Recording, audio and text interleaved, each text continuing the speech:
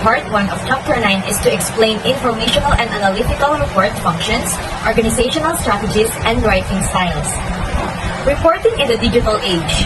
So because of the new technology and the capacity to collect and share data with large audiences, digital age enterprises compete in a world of continuous change. Efficient reporting is crucial in assisting companies in sorting through data and making key choices. Whether a firm decides to introduce a new product, expand into new areas, cut costs, enhance customer services, or grow its social media presence. The decisions are frequently based on data given in reports. Routine reports bring management up to date on current projects. So for me, reporting is very essential because it monitors business performance over any period. And it also enables you to make better business decisions, projects future results, and drive improvements. The length, purpose, and mechanism of distribution of business reports vary greatly. Many reports are now given digitally in the form of email messages, PDF files, or also known as portable document format, or slide decks. These reports can then be uploaded to the internet or preserved in cloud settings. The functions, organizational techniques, writing styles, and formats of standard business reports are examined in this chapter. It highlights the significance of precisely describing the problem to be handled as well as the report's stated objective. It also covers the process of acquiring reliable information from secondary and primary sources for use in brief, informative, or analytical reports. So now, let's talk about the informational and analytical report functions.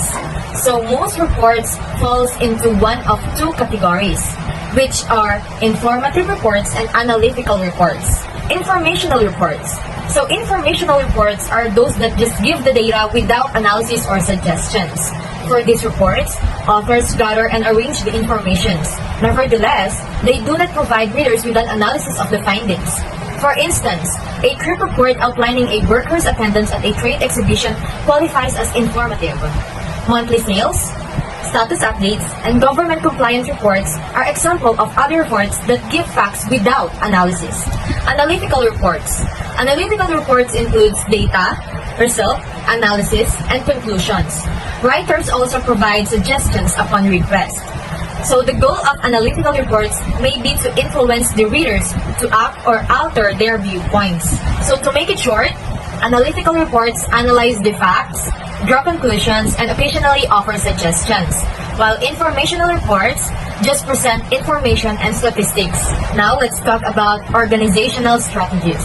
So like other business messages, reports may be organized directly or indirectly. Direct strategy. So when you place the purpose for writing close to the beginning of a report, the organizational strategy is direct. So informational reports such as the letter report shown in figure 9.2 are usually arranged directly. So in this letter, the writer responds to a request for information about a legal services plan. Notice that the informational reports opens with an introduction that provides details about the available plans.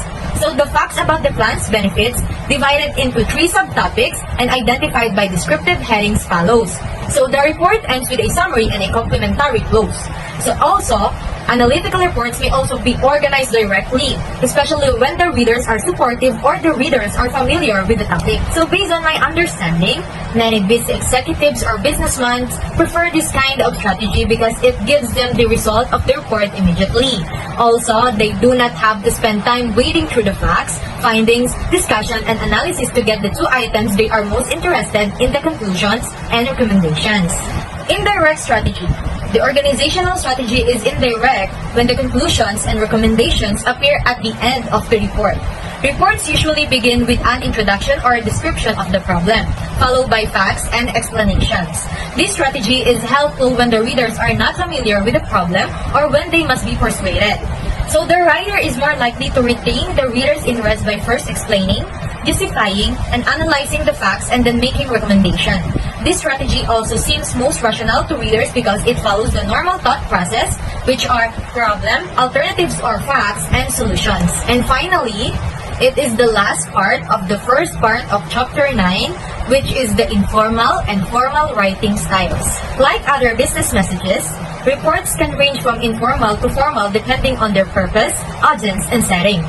Research reports from consultants to their clients tend to be more formal.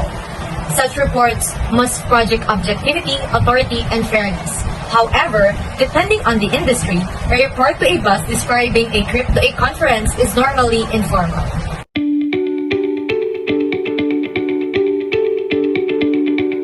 Report formats and heading level. In the format of the informal business reports are usually written in memo form.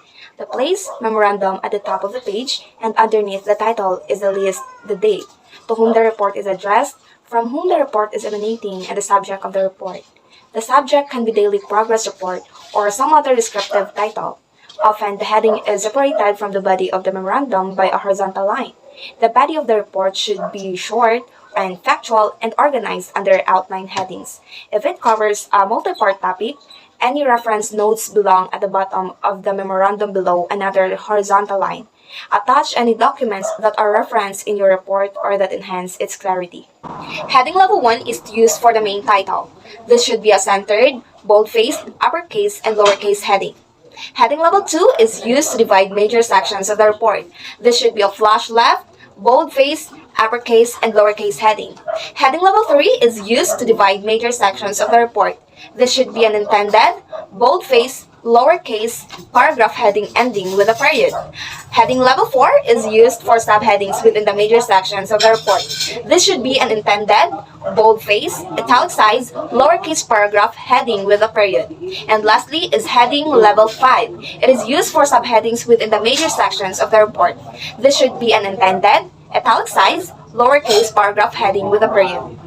Despite the purpose of the gathering data, the main purpose of data collection is to gather the information in a measured and a systematic manner of ensure accuracy and facilitate the data analysis. Since the data collected is meant to provide content for data analysis, the information gathered must be of the highest quality for it to be of value. And uh, uh, before we start writing business report, you should make sure you understand the problem. These include developing a problem statement that define the purpose of your report and a goal statement that define the scope and provides criteria to keep the project on target. You should not begin the gathering data, drafting or formatting the report until you first determine the purpose, scope, and audience, because these understanding elements may require you to rewrite the report entirely uh, sa pangangalap ng datos sa isang sistematikong proseso na isang pangangalap ng obserbasyon o pagsusulat. No? Nagsasagawang panaliksik para sa negosyo, para sa gobyerno o pang akademikong layunin ng mapag-kolekta ng data ay pagbibigay daan sa inyong makukuha unang kaalaman o original na mga insight sa iyong problema o sa pananaliksik. Bagamat maaaring magkaiba ang mga pamamaraan ng layunin sa pagitan ng mga field, sa pangkalahatang proseso ng pangolekta ng data ay mananatiling pareho. And the next one, gather information from secondary and primary source. One of the most important steps in writing a report is that gather information research. A good report is based on solid, accurate, verifiable facts. This factual information falls into two broad categories, and the two categories are primary and secondary. Primary data result from first-hand experience and observation. Secondary data came from reading what others have experienced or observed and recorded. Typically, source factual information for formal reports. Our company reports, printed materials, electronic resources, observation, survey, and question and interviews. Number one, the company reports. Many business reports begin with an analysis of company records and files. From these records, you can observe past performance and methods used to solve previous problems. You can collect pertinent facts that will help determine the course of action. You need good records to monitor the progress of your business, no? Siyempre, records can show whether your business is improving, no? Which items are selling or what change you need to make. Good records can increase the likelihood of business success. Printed materials, only some print resources are also available online, and libraries should not be overlooked as an excellent source for many types of print resources. Some of information in libraries is available only in print. Print sources include books, newspaper, and periodicals, such as magazine and journals. Um, Another reason why print media is important is because it creates credibility.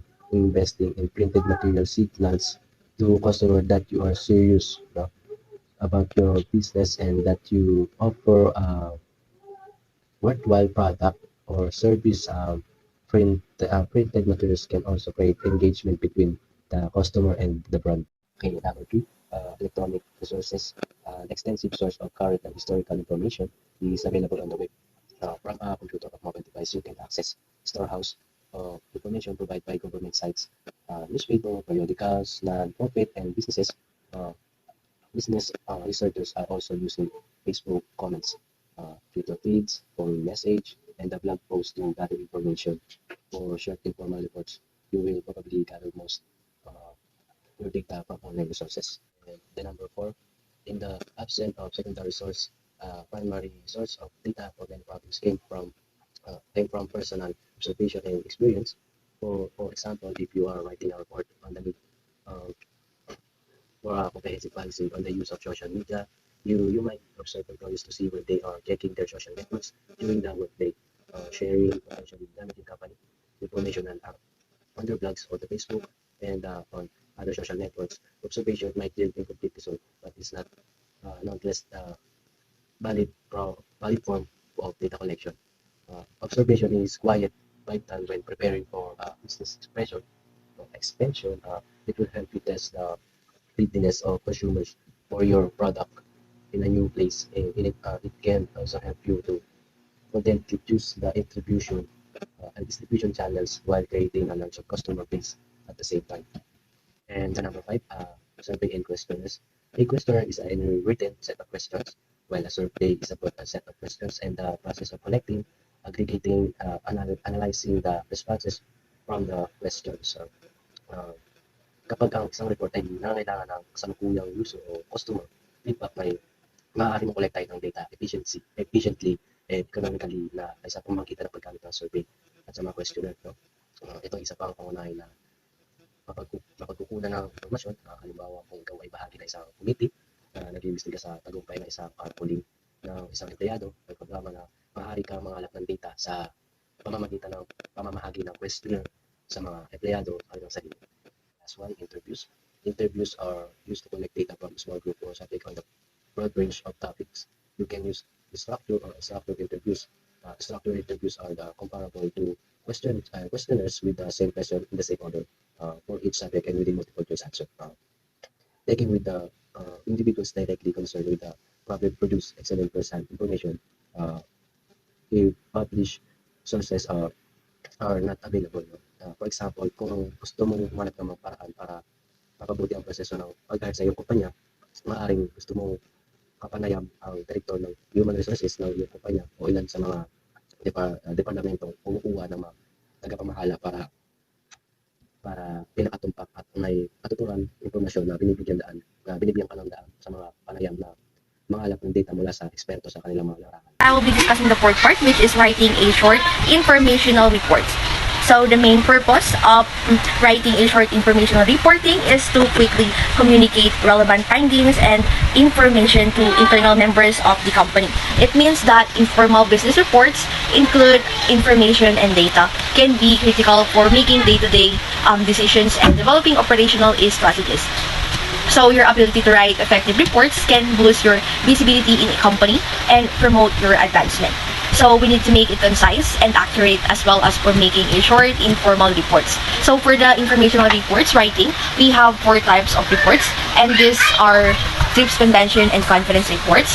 The second one is progress or interim reports, and the third one is minute of meetings. And the fourth one is summarizes.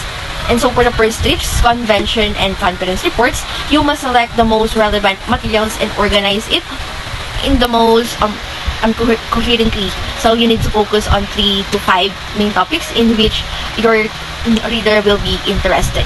So the general outline for this are: begin with identifying the event, summarizes the main topic, close or end it in expressing appreciation. Also, itemize your expenses if requested on a separate sheet. And for the next type is progress or interim reports. So on this report, it would be external or internal type of report. And the patterns in writing this down are needed to time first the project and previous reports to provide information. So describe the work and also describe the current situation for the future plans. So next here is the minutes in meeting. So it means that the discussion in the meeting was being summarizes. And lastly is summarize. So in this summarize, it expresses the main points from a book or report. So it saves times by reducing reports. And the summarized pattern would be: first is stating the main idea. Next one is highlighting the research method, and also omit references. So for the organize, accordingly, and the overall evaluation of the document. Preparing short analytical report. We recall that informational report generally provide data only. This section describes 3 common types of analytical business report. Number A is justification or recommendation reports. Number B is feasibility reports. And the last one is fact statement. These reports involve collecting and analyzing data, evaluating the results, drawing conclusion, and making recommendation. Analytical reports differ significantly from informational reports.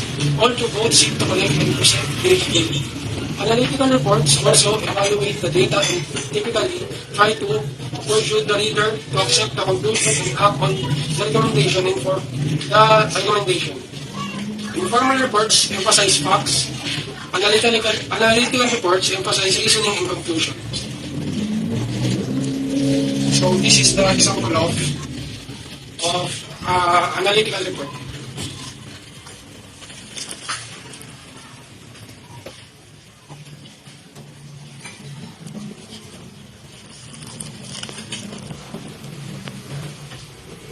Most analytical reports answers questions about specific problems and aid in decision making. The next one is justification or recommendation reports.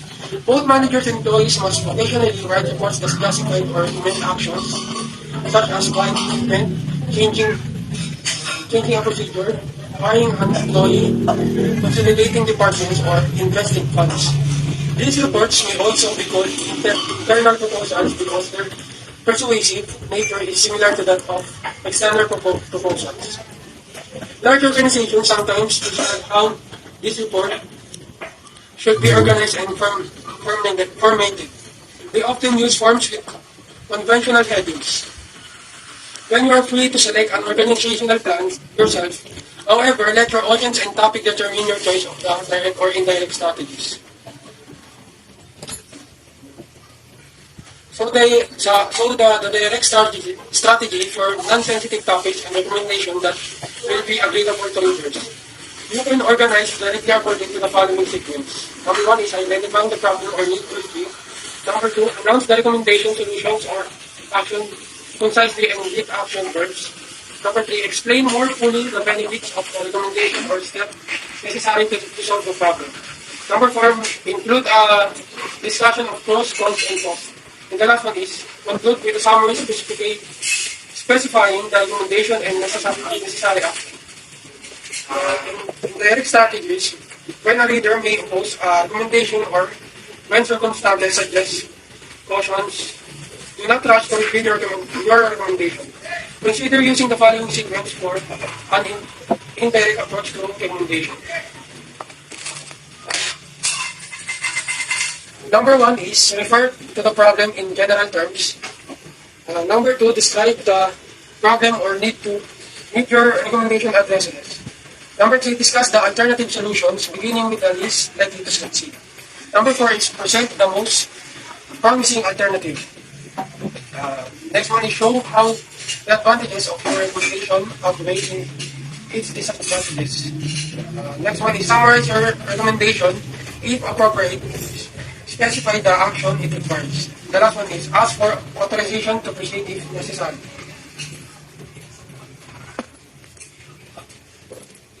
The next one is the feasibility reports.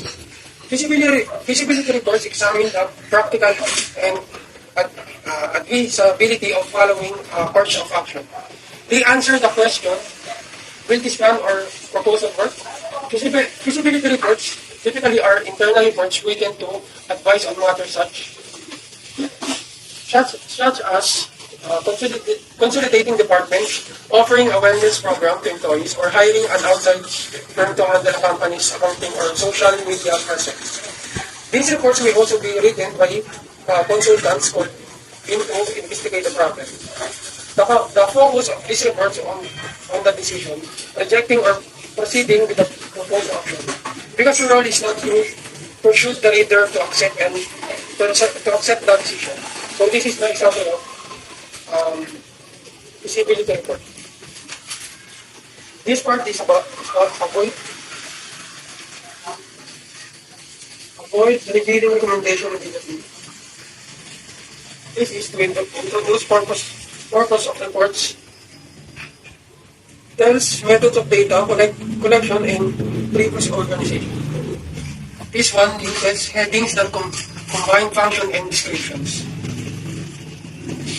This one is the documents data sources for the credibility uses APA style, citing author and year in the text.